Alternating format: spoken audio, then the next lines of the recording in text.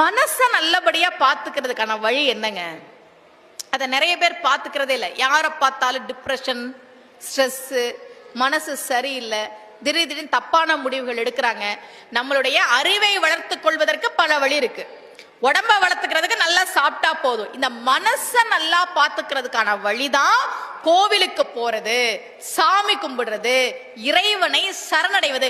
என்ன கஷ்டம் வந்தாலும் நீ பாத்துக்கப்பான்னு பொறுப்பை ஒப்படைச்சிட்டோம்னா நாம நிம்மதியா இருப்போம். நாம என்ன பண்றோம்னா, இந்த சாமி எப்பதான் கண்ணை திறக்கும், இந்த சாமி எப்பதான் கண்ணை திறக்கும்னு நாமளே வருத்திக்கிறோம்.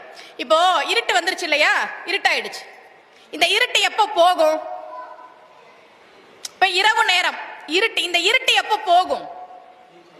சூரியன் வந்தா போயிடும். இருட்டு எப்ப போகும்? சூரியன் வந்தா போயிடும். அந்த சூரியன் இருட்டு போனதுக்கு அப்புறம் வர்றேன் அப்படின்னு இந்த இருட்டு எப்ப போகும்? சூரியன் வந்தா போகும். ஆனா அந்த சூரியன் இருட்டு போகட்டும், நான் அப்புறமா வர்றேன்னா எப்படி இருட்டு போகும்? நாம என்ன தப்பு பண்றோம் தெரியுமா? ஏதாவது பிரச்சனை வந்தா, ஏதாவது கஷ்டம் வந்தா உடனடியா கோமதி அம்மன் கிட்டையும் சங்கரலிங்கத்திட்டையும் வந்து சொல்லிடணும். ஆனா நாம கோவிச்சுக்கிட்டு அந்த சாமி அந்த பிரச்சனையை சரி பண்ணி கொடுக்கட்டும், அப்புறமா நான் கோவிலுக்கு வர்றேன்னு நினைச்சுக்கிறோம். தப்பு.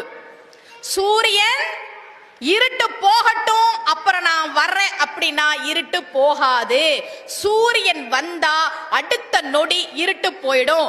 அதே மாதிரிதான் பிரச்சனை வரும்போதே இந்த சாமி என் பிரச்சனையை சரி பண்ணுச்சா, சரி பண்ணட்டும், அப்புறமா அந்த கோயிலுக்கு வர்றேன்னு சொல்லாம கோவிலுக்கு வந்தால் அடுத்த நொடி அந்த பிரச்சனை தீர்வதை நீங்கள் பார்க்கலாம்.